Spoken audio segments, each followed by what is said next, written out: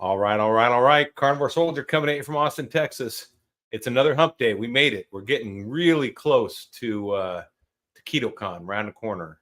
I've made it past my birthday, May 4th. I'm 58 now. And today is actually my mother's birthday, May 8th. So, of course, she's gone now. She passed in 2017 from Alzheimer's, probably because her diet was so terrible. I put money on that. Wish we could prove it, but obviously we can't. So anyway, thinking of you today, Mom. Love you and miss you a lot. And thinking of today, we're going to be talking about masculinity and the carnivore diet and how the carnivore diet. Oh, I have my other channel on. Talking about, sorry guys, masculinity. There we go. Muted. So the carnivore diet has made a lot of changes in me, and we're going to talk about masculinity. And you know, if you're a woman, I encourage you to stay on and watch anyway, because you know this is the effect on men from a man's point of view. And if you're single, it's things you can look for in a man. You know, masculinity is not toxic; it is normal, and the carnivore diet is normal. And I think one thing the carnivore diet does that's pretty amazing is it kind of emphasizes the hormones in both sexes, right? It optimizes the female and optimizes the male into what we were designed to be, right? And the male is designed to be a masculine male. So this is just some of my thoughts on that, and it's kind of spurred on by, I don't know, some of the videos I've seen lately are clearly clickbait from other carnivore YouTubers. I've seen some, you know, why this person quit carnivore or whatever, and I think some people do these sensational videos just to get clicks, and it causes me to wonder what their real, you know, is their goal just to have a big YouTube channel? That's not my goal. My goal is to reach out to veterans. To, even if I reach one veteran, that's all I ever did, then that's mission accomplished. I don't care if this channel grows really big. I've got my own career. I don't make money at this. I do this to share an idea, and I do care about the carnivore community and actually the carnivore diet and getting this truth out. That's what I care about, and we're going to talk about that. That's something that came from this diet, because when I started this diet, obviously I didn't have a YouTube channel. I didn't care enough to start it, and there's no reason to. So anyway, looks like we got some people in the house. We got Barry from Georgia. I don't recall seeing you before. Welcome, Barry. We got Tony Morris from Westminster, Maryland. Welcome from up north. We got Jason H. He's cooking up some burger patties. Nice. Tracy. Hey, how's it going, Tracy? Good to see you. So we got a lot of people in the house already. William McCarthy went on a bike ride. He'll be back shortly for the live, so he'll be joining us. So anyway, before we get into the masculinity, which I'm definitely going to dive into, we're going to go in depth. We're going to talk about what masculinity is. You know, masculinity is the difference between a male and a man. We're going to talk all about that stuff. And then how this diet affects things that make you more masculine. I can't speak on the feminine side because I'm not a woman. And if a woman wants to go out there and do a feminism, you know, how carnivore diet affects them, I'd love to watch it. I'd be very interested. But I know how a man reacts to it. So we got Josephine C here. Welcome, Josephine. But first, I want to talk about a gift I got myself for my birthday, which is the sous-vide machine. If you don't know what that is, it's like a little heat pump you put into a tank of water and a tank to put steaks in. And I think I'm saying it right, sous-vide or sous-vide. Anyway, it is pretty amazing. It's changed my perception on how to cook a steak. And basically, you set the temperature. I set my temperature to 115 degrees, I like medium rare, and throw the steak in there for 3 or 4 hours in a bag, and it just heats that whole steak up. And we got another person from Southwest Mr. Maryland. Nice. Welcome, Michael. Good to see you. Yeah, it was a sweet birthday gift. So anyway, you put that steak in there in that Ziploc bag or whatever you want, the vacuum seal, whatever you want to do, and let it sit there, and it gets nice and warm, and it cooks that steak to the exact right temperature that you want, or just below it, because you're going to sear it when you pull it out. You pull it out of the bag after 3 or 4 hours. You pat it dry, because you don't want that water on the outside of the steak, because if you throw that into a pan, a lot of that energy, the heat energy, goes into flashing that water to steam. And that's a huge amount of energy. So you really want to get that energy imparted directly on the meat to get a good crust. So you pat dry the steak, and then you throw it in a greased pan, on medium high, and sear that sucker for like a minute to a minute and a half on each side. And then by the time you pull it out, it's 120, 130 degrees. It's perfect medium rare, and it's cooked evenly all the way through. It's amazing. Let's see. Barry watched a lot of my videos. Never been able to catch one of my live streams. Well, this is a different live stream. It's just me solo today, and I am talking about masculinity, but I'm glad you're here, Barry. Hope you enjoy it. So yeah, that was my sweet birthday gift, and I really have Lisa's from North Idaho. Man, that's beautiful up there. That's a beautiful place. I have been fortunate enough to drive through a lot of the country, and I know Northern Idaho is in Wyoming and Montana. Beautiful, beautiful places up there. Let's see. Tony Morris hit 7 months. Don't know anyone locally following the same lifestyle. Well, there you go. Now you guys are in the same, as we used to call it in the Army, the AO, area of operations. So you guys are in the same area. So if there's a live, meetup, you can do that, or you can schedule a meetup and try to get other people involved. A lot of Facebook groups, you could probably throw that out there and see if there's other people from Maryland that want to join you guys. So that's great. So yeah, the sous-vide machine, man, it just changed and the steak came out just perfect. I've done 2 of them now. I'm going to try one on the grill next, after I pull it out of that thing. And in the past, I'd smoked them. Okay. I smoked them at 225 until the temperature got up to the 115. But you got to put a meat probe in there, and you got to watch it and wait till that probe gets to 115. You pull it out. But then it has that strong smoke flavor. And sometimes I just like the flavor of the ribeye, right? I don't want to add smoke flavor there. I want to taste that ribeye. And if you like that, then the sous vide machine's the way to go. And this is the way the top end restaurants do this. So if you ever wondered how a Ruth's Chris or these, really high end restaurants come out and they just throw these steaks out on demand, well, they have different tanks. They have a rare tank, a medium rare, medium and well done, medium well done. And they put the steaks in there, and it keeps the core temperature of that steak at the temperature you want to cook it at. And they can sit there for hours and hours and hours while they're open. And then just throw those steaks in there, sear them, and get them out to your plate. So that's how they get them out so quick and perfect every time. So if you want to have that quick and perfect every time experience, you can check that out. I don't have links, but I will put them in on my website, I think. I will put some links to the sous vide machine. It was like, I don't know, $140 between the tank and the heater. It wasn't too expensive, and it works really well. So super easy. Let's see. So that's going on. My birthday was good. I had a relaxing birthday. I had my son for the weekend, and we were planning on going and getting going out to a restaurant and getting a steak somewhere or something. Unfortunately, he got sick. So there you go, sous vide meat. Yeah, it really softens that meat. It makes it very tender and juicy. So he was sick, just a cold, I think. So he missed his soccer game. Well, I was supposed to go to a soccer game, and then we were going to go out and eat. And I ended up going out and getting some barbecue and bringing it home for him. And, did the dad thing and took care of my boy. And, but it was good. By Monday, he was back ready to go to school and everything, and good to go. But he had gone to his first, it's not his first. It was the last dance of 8th grade. He's in 8th grade. He's 14. And they had their dance Friday night. Well, all the kids went to dance, got sick. So someone brought something there. And I know that because some of the other soccer players on his team went to that dance too, and they got sick. And the same thing, sore throat, congestion, all that stuff. So that's just what happens. If you guys have any questions about prepping meat or anything too, or any experience with sous vide, go ahead and drop it in the comments. Or if you have questions, please be sure to put QQQ in front, and including on the masculinity stuff when we get into that, which we're about to. That's something that, and if anyone here is going to Ketocon, Hack Your Health in Austin at the end of this month, let me know so we can meet up.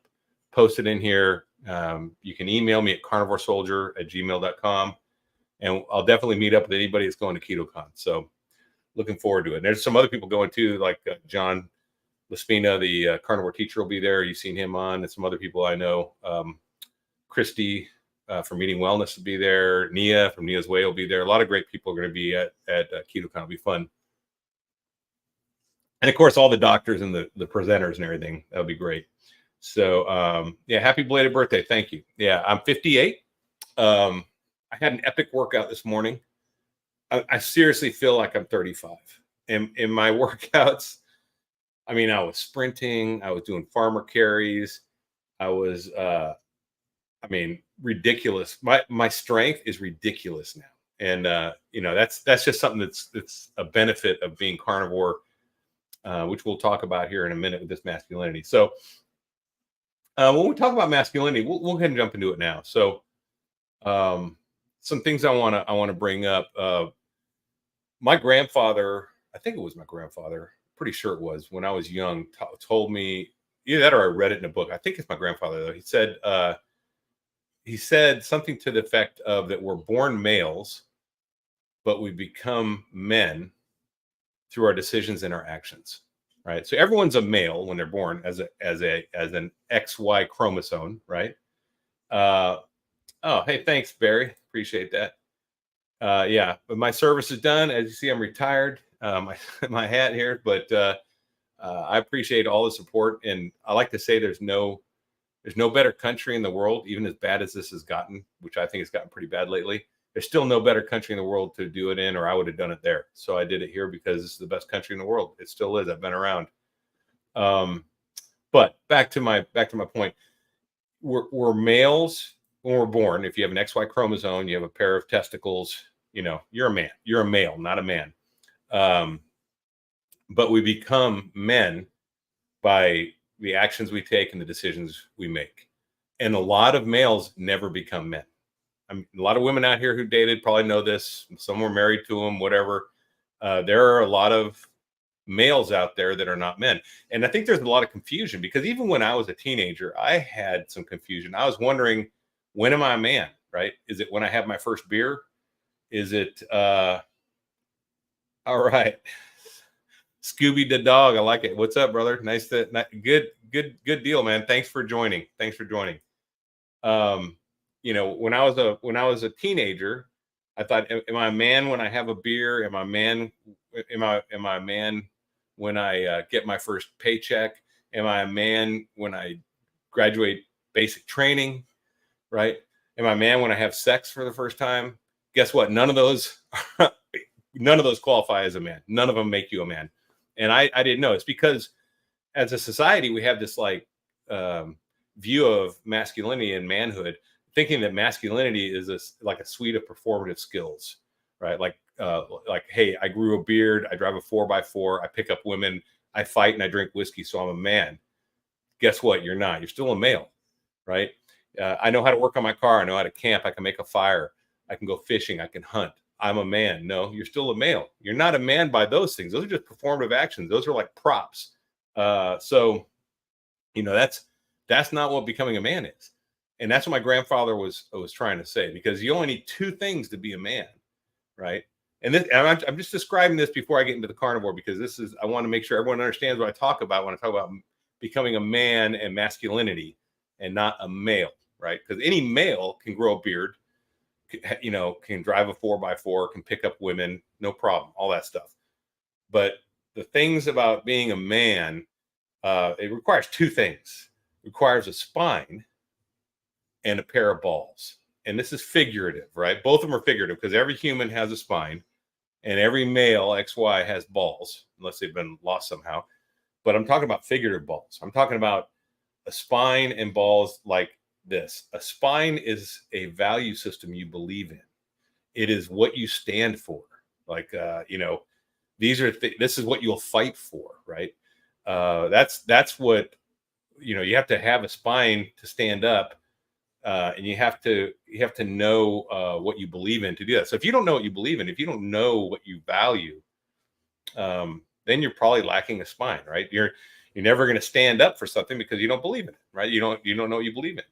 And then there's the balls, and that's having a pair of balls means you're not seeking approval or validation for your values. So you got this value system. Now you're not going to social media trying to get people to agree with you and validate you.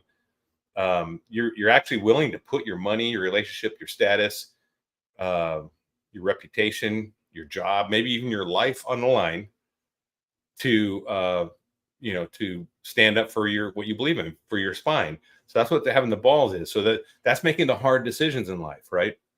That's when you become a man, when you actually make decisions based on values, and you've actually done the searching and found out what your values are, and then stood up for them. And that's what makes you a masculine man. Those are some of the things. So, and that's kind of regardless of consequences. You could die, you could lose your job, but you're going to stand up for what you believe in, because that's what's right? And that's what you do, and that's what a man does. So anyway, so that's masculinity, and in my definition for this talk. Okay, so now we're going to talk about what masculine men do and don't do, and how the carnivore diet affects this, right?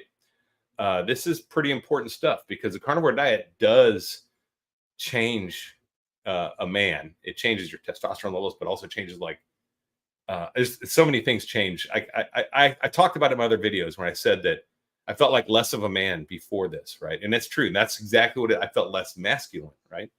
And I think the masculinity is one of the things that changed on this diet for me. So one of the things masculine men never do is they never neglect their health and wellness. All right. So your health and wellness is super important for a masculine man, for like a true masculine man. And that doesn't mean like being a bodybuilder and lifting weights all the time. It means taking care of yourself, physically, so that you can basically, it means eating well. It does mean some form of exercise, whether it's just walking, even. It doesn't have to be lifting weights. It's just getting out and doing stuff. But it does improve your self-image when you take care of yourself. When you don't neglect your health and wellness, you get improved confidence and self-image, because your body starts changing. It gets to, you start feeling like a man again. You do. I mean, that's what happened to me. Your self-image gets better. Your performance gets better, whether it's sexual or physical, doing whatever, you get stronger. Like when I rotate my tires on my Jeep now, it's much easier because I'm much stronger, right? And it feels super easy, where it was a chore. Your improved mood, motivation levels, these are all things that happen from not neglecting your health and wellness, but by focusing on it, right? Soy has done a huge amount of damage. Listen, this is a feminization of males in Western society. And I'm not talking about feminization as being feminine is bad. It's not. For women, it's great. But for a male, it's toxic. That is. It's not toxic masculinity. It's toxic femininity for women. And that's the problem. And, we see it from our diet. And the reason they do it, I think one of the reasons that corporations and such in the powers that be do this is because feminized men are easier to control, for sure. We're not going to stand up because we don't have a spine. We're not going to grow a pair of balls and go against them. We're just going to go with the flow and whatever's easiest. We're going to sit there and watch TV and not have any ambition and go to our job and listen to our boss and do exactly what we're told. And that's not being a masculine man, right? So the first step to becoming a masculine man, in my opinion, is addressing your health and wellness. And that first step to that, for me, was carnivore diet. Going on a diet like this allowed me to address my health and wellness in a way that I couldn't do before. I tried it with other diets. I had tried before, and it's just, once I got to a certain age, and I think that's why there's so many older people on this way of eating, is because you get to a certain age, your body just doesn't perform, doesn't respond, or starts going south rather quickly. Whereas it didn't, up to your 20s, 30s, even 40s. And then once you hit the 50s, man, it starts going south quick. So, all right. Thanks, Scooby. I appreciate that. So anyway, that's first step. First thing that masculine men don't do is they don't neglect health and wellness. Health and wellness have to be important to you. That should be your first thing. Another thing masculine men don't do is they don't play the victim. They never play the victim. Real men are into problem solving. And when I talk about real men, I'm talking about masculine men. I mean, not males. you can't control what's happening to you all the time, but you can control how you react. And if what happened to you is caused by something you did, then you take responsibility for your action, right? And I'm a big believer in this. I mean, you screwed up, you take responsibility for your action, you try to correct it. And that's why I talk about how to fail with purpose in carnivore and such. You're gonna make mistakes. You're gonna, have a cheat day or whatever. Okay, here's Lisa. Thank you, Lisa. Appreciate that. You're gonna have these times you fail, you fall, you get an emotional day. Like today's my mom's birthday. I could have eaten ice cream or something, right? To be sad that my mom's not here with me and I can't talk to her. But I didn't. But I can see that can be a trigger when you fall into a trigger. But then you take, let's say I did. Let's say I had ice cream today, and I went and got a Ben and Jerry's or whatever, ate that horrible stuff because I was feeling sad, and it would give me the instant dopamine hit that would make me feel a little better for maybe 15 minutes or whatever it does, right? Or whatever action I decided, maybe whatever it was, I went off plan. And when you go off plan, I have the whole saying of doing an AAR, right? After action review. So every time you have a mission in the Army, you come back, you do an after action review, you talk about what led up to the problems, what worked, what didn't work, what you want to change next time. So every time you do fall off that horse, yes, you do get back up on the horse and ride like no one saw you fall off, but you also analyze it, figure out what led up to your failure, and try to head it off to the past next time so it doesn't happen, right? So that's part of not playing the victim, is actually how you respond to failure, because you're going to fail. And basically being the victim is putting your situation in other people's hands. And if your situation that you're in is in other people's hands, and you have to wait for them to do something to get you out of that situation. So it's better just to take it in your own hands and say, listen, this is my plan. And I'm a big I'm a big list guy. If I get in a situation where I feel overwhelmed, I will go get a piece of paper and start writing down a list of things I can do. These are things I can do to change the situation right now or in the future, right? So definitely go that direction. All right, let's see. We got some people in here talking. William McCarthy, House Hippo is. I don't know what that is. South Africa. Hey, you know what? I've been to South Africa. South Africa is one of my favorite countries, and haven't been there since 2004. I know it's changed a lot, but it was super beautiful. Went to Stellenbosch. If you don't, it's way down by Cape Town. I went to Cape Town, Stellenbosch, Hex Valley, Fish Hook. I went to a lot of great places. South Africa is beautiful. It reminds me of Santa Barbara, kind of. It's just amazing. But there's a lot of poor people, and there's different classes of people anyway, so it's interesting. Bad weather in Queensland. Okay, well, I guess it's coming up on fall, coming up on winter down there. So all right, so they don't play the victim. So playing a victim is a male thing to do. Not playing the victim is a man thing to do. It's a masculine thing. Okay, another thing that that changed in me, I think masculine men are not passive or indecisive, right? I've always been a pretty good decision maker, but I did get passive as I got deeper into my metabolic illness, where I would sit on the couch, I would not be motivated to do anything, and I would just feel like, okay, this is my life going forward. I'm gonna be, just hanging on to life and trying not to get sick and just try to ride out as long as I can the rest of my life. So that's a male thing to do, not a man thing to do. The masculine man thing to do is to take action, to do problem solving, to lead, standing up in what you believe for. That's the spine thing and growing a pair of balls, being a role model and accepting it. And a lot of people, I don't want to be a role model. Well, guess what? You don't get to choose who casts you as a role model, right? I know there are boys that cast me as a role model. I don't get to pick which ones they are. I mean, I just have to set the best example I can and hope I make the right impression, right?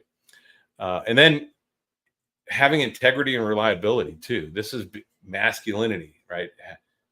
Making sure your words and your actions match consistently, and and choosing your words and actions carefully, because you're a role model, right? Even if you don't choose to be. I've seen athletes say, "Oh, I'm not a role model."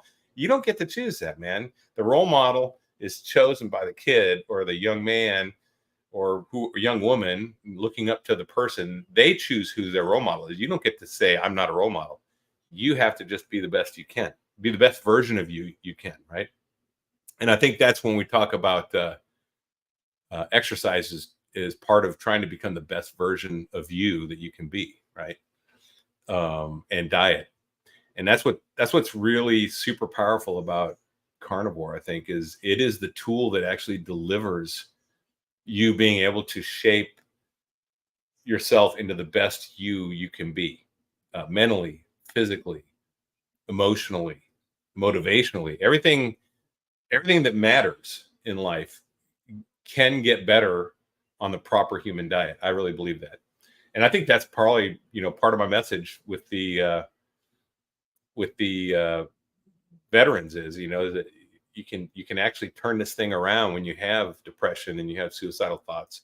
It's not a death sentence. There is a way out. And anyway, so that's some of the power of this diet for me that I've recognized.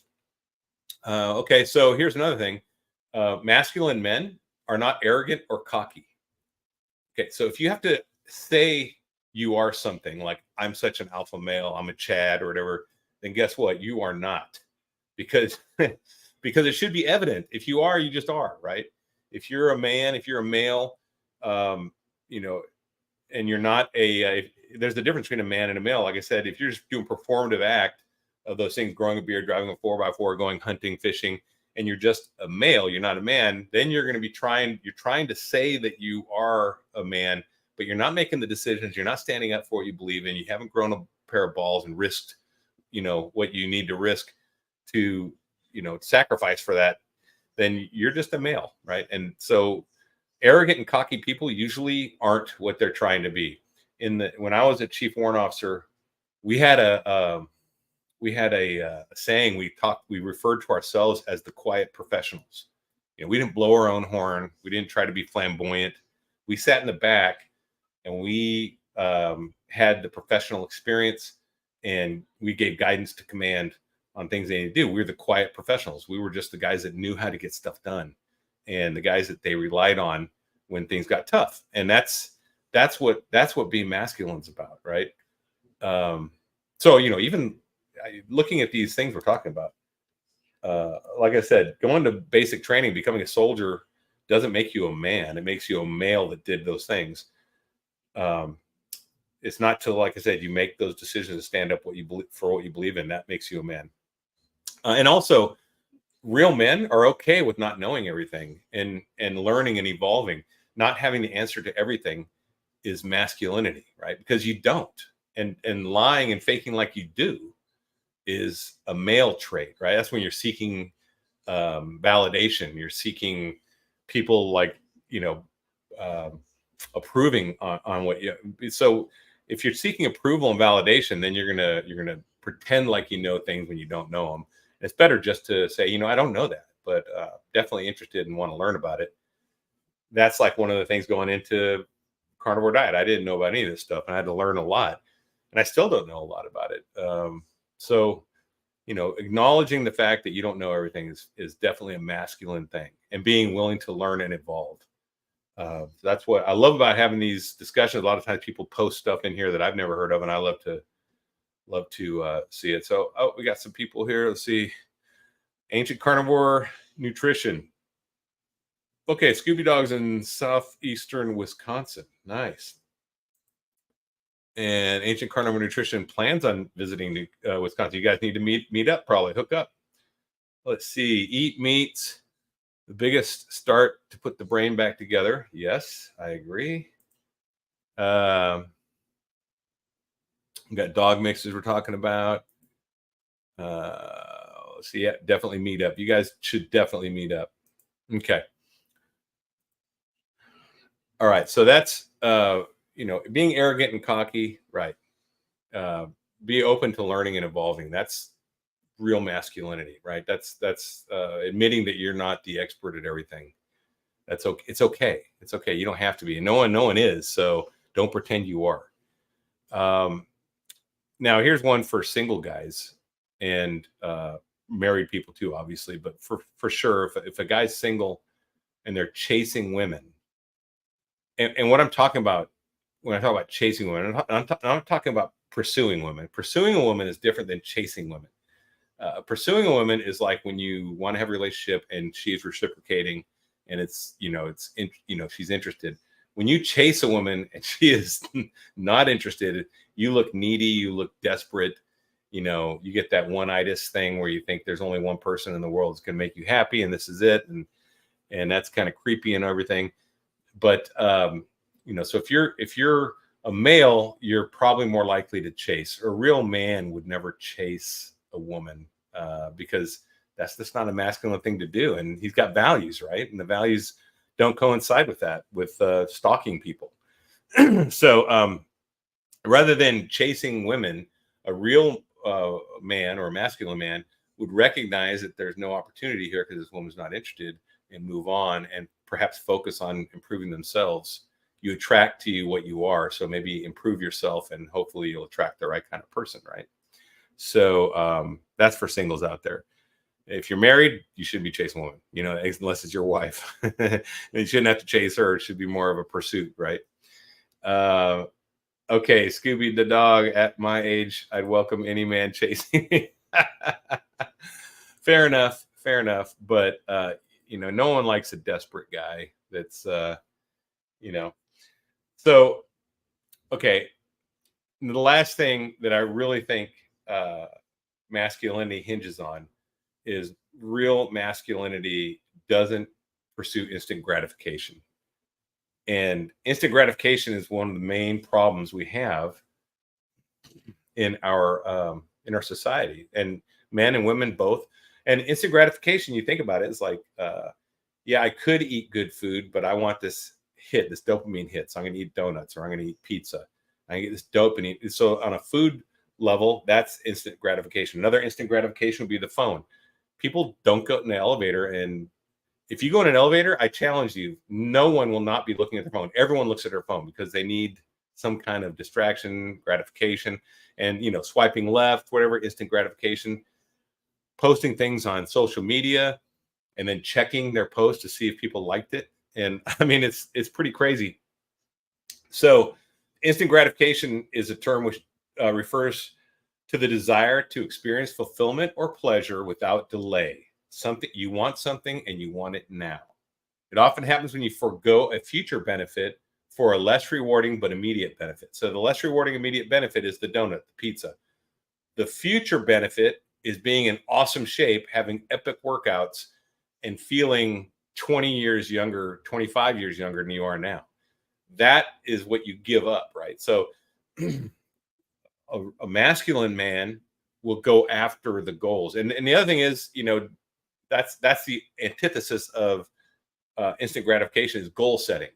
So this is something I had lost. I had not planned for a life. I was not goal setting. I was living paycheck to paycheck mentally, just thinking all I got to do is just stay alive for another month and keep rolling, and hopefully, and just riding along with life, down the stream of life, right? I was not planning to go anywhere. I was not planning on doing anything. I was just going to have my job and just roll down life as a non-carnivore. But once I became a carnivore, all of a sudden I started getting energy. I wanted to do things. Besides working out, I started planning things, right? So long-term planning and setting goals, these are things that masculine men do, right? A male will not get off the couch. They will not plan or set goals. They'll sit on the couch, they'll watch sports, whatever. They don't, and I think I've said this before, but a pastor once told me that as soon as a man's memories of the past exceed his goals for the future, then God really has no use for him until he changes that. Because there's nowhere, you're not going to do anything. You're going to sit there and live in your past, and you're never going to accomplish anything. And that's not very masculine. That's not standing up for what you believe in and taking action. Masculine men are men of action. And that's something that's that we're missing in society. And that's something this diet can definitely change. So you know, I can't recommend it enough to people that want to have a change in their life or have a change in their loved ones. You know, if you know men that are suffering, because a lot of men are suffering in silence too, and they don't know that they're not being men. They're like being males, and they may not know a way out. Like I didn't know a way out until I found, carnivore. It's like society erodes you, and I was just being eroded and worn down, and going along with the flow. And even though I did have beliefs, I just didn't have the energy to stand up for them. I didn't feel like I could. And now I do. Now I feel completely different. I feel like I say, I felt like less of a man. I feel like more of a man now. And it doesn't have to do with me having epic workouts. That's just something I love to do. If you don't like working out, you don't need to be a man. You know, some of the greatest men in the world didn't lift weights. It doesn't matter. It's not a physical thing. Okay. It's not knowing how to change your own oil or swat. I mean, all that is cool stuff to do. And those are good traits to have in a I think in a male or a man, but that's not required to be a man. Right. So anyway, that's what I want to talk about today. If you guys have any questions or comments on it, I'd love to hear about it. Let's see. Oh yeah, my friend's birthday. I was the only one not on the phone. I felt weird. So that's huge. Putting down these phones, and being present in the moment. That's my son, by the way. That was his dance outfit. I know it's kind of funny. That's Colton. Yep. So Colton was at his dance, his 8th grade dance. It was great.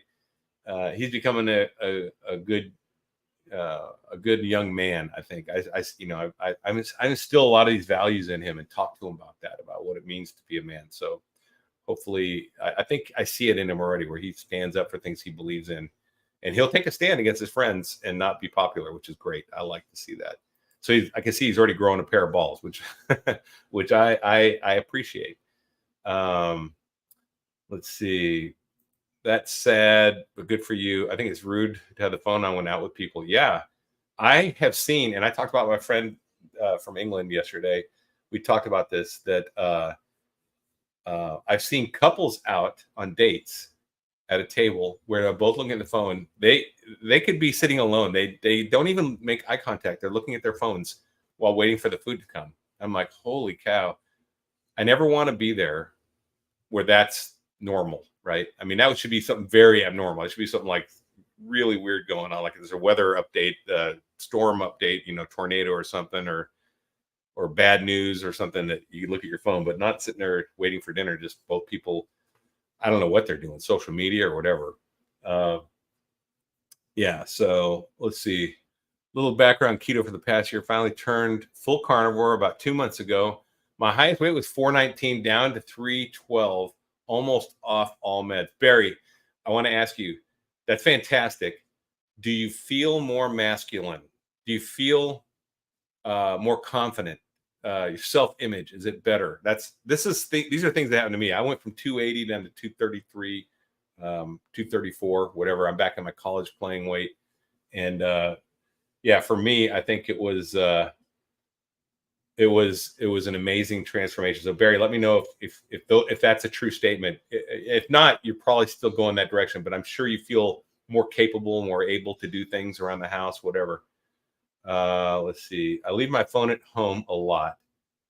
Wow, I don't do that. I can't, because I have my business. I work as an architect, a wireless network architect for UT. So I am on call for that if there's major issues. It's a big campus, but also I have a business as a home inspection business, and I get calls. So I will take calls when they come in and try to schedule inspections on weekends or evenings when I'm not working, or days I'm not working. So let's see, Larry, you're 100% all beef, all man. Well, thank you. I mean, I'm not here to blow my horn or talk about me being a man. I'm talking about, these are things that I know, men that I look up to. These are things they do, right? And I try to emulate. I have role models, right? I had my dad, my grandpa. I had role models and, coaches and such. And in the military, there were soldiers that I looked up to. There was leaders, generals and such, and colonels that I actually did look up to. Not all of them, but some I did. And, and then there's heroes in books. I read books. I'm an old school guy, and reading biographical books on people that I looked up to, George Washington, these guys. I mean, it's important to have heroes and actually find out. And I'm always amazed at the fact that these guys, what they did when they did. Like, you look at our founding fathers, right? Our founding fathers were actually pretty young. They were young guys when they stood up to England. And that took some balls and a spine, right? That took that. If they didn't have that, America wouldn't be here right now. We'd be another colony of Great Britain, probably, which wouldn't be the end of the world and everything. But anyway, those guys had balls because they put everything on the line. When I talked about people putting sacrifice, right? These guys were labeled traitors, and if they were captured, they would have been hung, right? They risked their family, their fortune, and their lives on an idea, on a belief that they had, right? And I think, that's what being a man is. That's literally. So those are great people to emulate, to look up to. Let's see. Okay, here's a question. I vaguely know from an interview with Carrie that you were doing something with veterans and PTSD. Can you talk about it a bit? Yeah. So it's not directly to PTSD. So veterans and first responders is my wheelhouse. I'm a veteran, and I worked at San Mateo Police Department. That's the San Mateo Police Department up there, and I'm in that picture. But I was there for 5 years, not as an officer, but as a computer system specialist. Although I did go to the academy to become a reserve officer, and I did a lot of police activity out in the field with these guys, gang identification, that kind of stuff. So I worked directly with police officers for a long time. So I became very good friends with them. I know, how they think, how they live, and same with soldiers and military, being in the Navy and in the Army, National Guard. I got a lot of exposure to those guys, and I know in both those communities, there's a high suicide rate, especially after people separate from service, whether it's retirement or they just leave the career and go to a different career. A lot of times you see a lot of suicides, and I think that it's not necessarily PTSD, because actually, if you look at the suicides in the military, the majority of suicides now are people who have never been deployed, so they don't have PTSD. What I believe is happening is, the military and law enforcement, firefighting, these are very stressful jobs. And before this diet, back in the 50s, the 40s, the 30s, it took a lot to get someone to tip to create suicide. When the stress came, it took a lot of stress to get someone to tip, to think that they could take a permanent solution to a temporary situation like suicide. And I think this diet that we've been on, the standard American diet, this low cholesterol diet, if you look it up, there's several studies in the National Institute of Health talking about low cholesterol, serum cholesterol in your blood, and its effect on people's mental health. Well, first off, low serum cholesterol results, it's been documented on these studies, that it results in violent behavior, impulsive actions, violent suicide. So the more violent suicides, when they draw blood after someone commits suicide, they find out that people that used guns or did very violent suicides had low serum cholesterol, more so than the ones that didn't. Because a lot of times someone takes pills and stuff, they're actually reaching out for help, right? And they want to die, but they actually kind of hope maybe that they'll be found and rescued or whatever. Someone shoots themselves in the head, they're not trying to wait till they're not trying to have someone find them and stop them, right? That's not the way it works. So I think the low cholesterol diet that we've been chasing for all these years has moved that fulcrum over, so it takes much less stress. Because we know in the Army that they said that the main cause of the suicides is untreated depression, coupled with a trigger, which could be separation from service, could be relationships, could be financial pressure, could be drugs or alcohol abuse, or legal problems. It's one of these things coupled with untreated depression, and which is caused by the low blood cholesterol, I think, serum. So anyways, you know, the VA, if you come out with depression and suicidal thoughts, they give you drugs, cocktail of drugs, and then you start getting other drugs. They have what's called the cascade effect, where you get side effects from certain drugs, and they give you more drugs to deal with those side effects. Before you know it, you have a dresser full of drugs. I never got there, but I knew guys personally that did, and it's not good for anyone, and no one ever feels good on those drugs. So I just know that my mental health, suicidal thoughts, depression, all that stuff went away completely. And stress, you know, based, I don't have bad days anymore. It's crazy. Based on changing my diet. So I believe that by introducing this diet to veterans, regardless of PTSD status, it could be PTSD. It does help with that. PTSD never goes away, but it can help with it. I know people I've talked to that all agree, yes, it helps.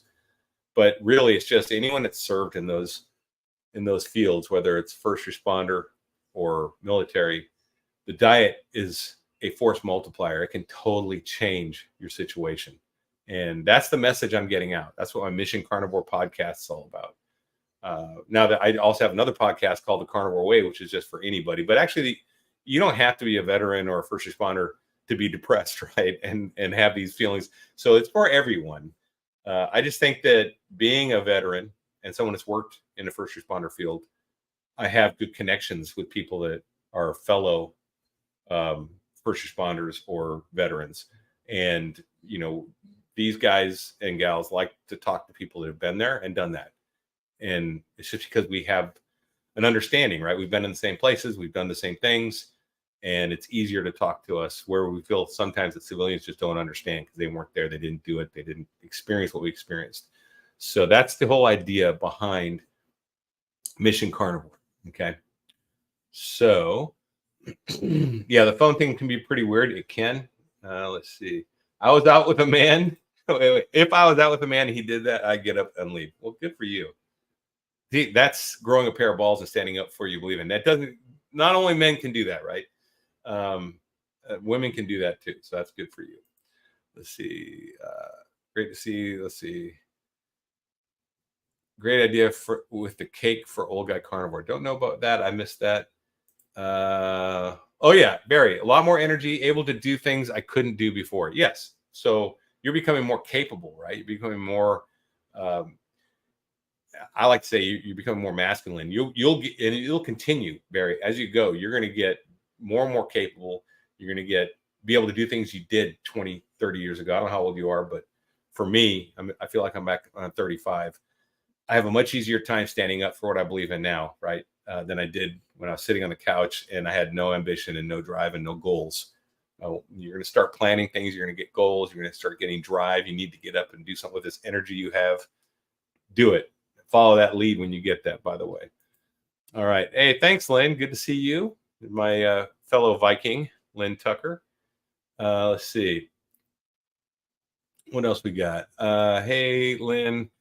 Is impromptu tartare for dinner. Oh, nice. Oh, here's my sister. Hey, Janine. Looking forward to seeing you guys at Ketocon. So that's exciting. Let's see. Awesome, Larry. And I have a lot to say about you. Brought out too much for here. Okay, good. Good deal. So I guess you get what I'm talking about. Proper human diet can be beneficial for everyone. That's correct. It can. And I think the only reason I'm doing the Mission Carnivore thing is because I've been there, so they will listen to me. Some of these guys and girls would listen to me over just a civilian saying that, or even a doctor. Like a doctor says that, we could give a rip, right? Because the doctor is not a military guy. Even some have. Sean Baker was I believe he was a surgeon in the military, in the Air Force. So, okay, Barry, you're 55. So I'm 58 now, and I feel like I'm 35. So yeah, it's pretty cool. It's a pretty cool thing when you get into it long enough. And I know you've only been a few months onto this thing. I think Barry said like 4 months. Maybe I'm wrong. Let's see.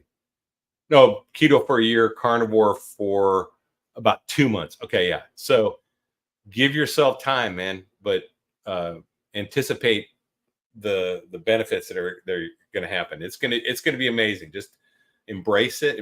You know, you transition from keto to carnivore, so it probably wasn't super terrible. Like my transition was, I flipped the switch, went 100%, right? And some people say it's dangerous, like whatever. And this is something else. So last week we were talking about it, and I said, you know, I couldn't gradually get into it. And someone accused me of giving dangerous advice. Listen, I wasn't saying that everyone needs to flip the switch and go 100% carnivore day one. But that being said, there are things you can flip the switch on safely that is not dangerous. And if you're considering going carnivore and you're not carnivore now, here's a couple things you can cut out 100% that will not hurt you. You run no risk of bad health doing this. One is seed oils. You dump all seed oils out of your diet and go to animal fats only. There's nothing bad that can happen to you by doing that. If you just cut out all seed oils, I think you definitely get a lot of benefit from that. The other thing is you can cut out sugar, granulated sugar, right? You don't need granulated sugar. You can have fruit, and I'm not saying you can't have any, you know, carbs or anything. I'm just saying if you cut out sugar and you cut out seed oils and then maybe refined wheats, and then all you did was just eat whole foods, but continue to eat vegetables and fruit. And if that's the way you're going to wean yourself onto carnivore, that's probably a completely safe way to do it. For me, I just know I couldn't, because as soon as I ate fruit, I would get cravings, right? And that's just me. I'm not saying you're that way. I'm not a moderator. You might be, no problem. But I think there's a way to do it, and that's the way to do it. Is you cut out seed oils, refined sugars, and you can probably cut out artificial sweeteners too. That's not going to hurt. And then you can cut out refined grains and eat all whole foods. And I think that's a completely safe way to do it. All right. Ty Hanley, 10 months carnivore, 62 pounds down. My man. That's awesome. Huge reduction in body aches and soreness, enjoying carnivore lifestyle and all the physical and mental benefits. Yeah. So 10 months into it, I think, is when I started lifting weights. No, actually 8 months into it. 8 or 9 months. I started lifting weights again. And holy cow, not only did I not have all the pains and everything, but I started gaining muscle and strength and body dimensions. And I mean, I started sprinting too. So today I ran sprints. I did my farmer's carries, did my back workout, bicep workout. It was amazing. And at 58, I feel like I'm 35 and I'm performing like I was, I think. So this is interesting. I posted, if you guys didn't see it, on my YouTube channel, I posted about the Mongol army and how they ate meat, and they didn't carry their food because their food walked next to them, right? They ate yogurt, they drank milk, dairy, and they ate meat. And that's how they rolled in the army. But the interesting thing about the Mongol army is they conscripted soldiers from ages 17 to 60 and were still very effective. So these are carnivores who are getting conscripted up to the age of 60. And I've talked about this. I could go back in today and be a better soldier today than I was my last 5 years in. I'm confident, just because physically, mentally, emotionally, I'm better. I'm better all the way around than I was the last 5 years in the military. So this is reaffirmed by the historical fact that they actually did that. And the same in the Roman army. In the Roman army, they would have older guys in their upper 50s and lower 60s. They were in the lines fighting. So I'm sure the Vikings were the same way. You know, any of these groups of ancestral men on these ancestral diets, they could do this for a long time. So yeah, Ty, congrats, man. That's awesome. Thanks for sharing. So if you haven't yet, go ahead and like the video, please. Share it with friends. If you found any value in what I'm talking about, like and subscribe to my channel. That'd be great. I might do a video just on the masculinity thing. I don't know, but I just wanted to throw it out there because, one, I didn't have any guests lined up. I didn't really feel like bringing guests on. I just wanted to talk. And it was really, like I said, it was kind of spurred on by all these sensationalized YouTube channels where people are like, I quit carnivore and carnivore is killing me or whatever. All these crazy things that are getting said, and they're just sensational. They're just trying to grow these YouTube channels. And that's not what I'm all about. I'm all about just reaching people. I don't care if this thing grows or not, or, it's barely monetized. It doesn't make money because it breaks even with all the stuff I spend on making videos and the streaming services like this and microphones and cameras and all that stuff and lights. So it's not like it's making a lot of money. It's not. It's not worth my time money wise. What it is worth my time for is because it's something I believe in, and I take a stand for it. And I want to get this message out there to go counterculture message, right? To get it out there and to help as many people as I can. So that's what I'm all about. Let's see. Cutting sugars, seed oils, etc. to start. Only caveat, set time frame 2 to 3 weeks. The longer you use the crush, the harder it is to set it. That's correct. Correct. And my name, yeah, that's actually correct. So yeah, that's something you can do. Yeah, the clickbait. So that's what it is clickbait. And when, listen, if a carnivore, like, okay, you never see carnivore content creators doing clickbait bothers me. That's something I don't like in this community, I gotta say, because I'm not a clickbait person. I don't like that. Carnivore almost killed me or whatever, or this is the last video I'm ever making. All these stupid videos. It's like, it's so juvenile. It's like, let's just be grown-ups and talk. And if you don't have a video, you don't have to make a video. If you don't have a topic, you don't have to make one up, right? You can read an article, you can discuss it, you can talk about someone else's video, whatever. All right, William, thanks for joining us. Appreciate you stopping by, buddy. So anyway, that's all I got on this. Any questions before I head out? Because I'm going to call it a night if y'all don't have any questions or any comments you want to discuss. But I just want to say I really appreciate you guys stopping by. And all right, good night.